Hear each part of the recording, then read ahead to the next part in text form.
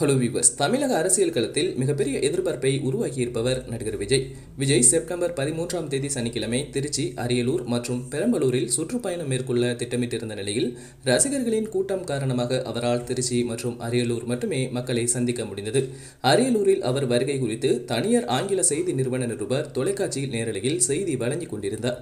அப்போது டிவிகே தொண்டரும் விஜயின் தீவிர ரசிகர் ஒருவர் கேமரா முன்பு உற்சாக மிகுதியில் நடனம் ஆடிக்கொண்டு வந்தார். பின்னர் தனது கழுத்தில் அணிந்திருந்த டிவிகே கொடியை அந்த நிருபர் கழுத்தில் அணிவிக்க முயன்றார். அந்த நிருபர் அந்த கொடியை தனது கழுத்திலிருந்து அகற்றிவிட்டார். இந்த ஒரு வீடியோ பலராலும் பகிரப்பட்டு விஜய் ரசிகர்களுக்கு சுய ஒழுக்கம் இல்லை என்று கருத்து தெரிவித்து வருகின்றனர். NDTVயே ஏதோ ஒரு யூடியூப் சேனல் என நினைத்து இவர் இப்படி செய்திருக்கலாம் என்றும் கூறப்படுகிறது.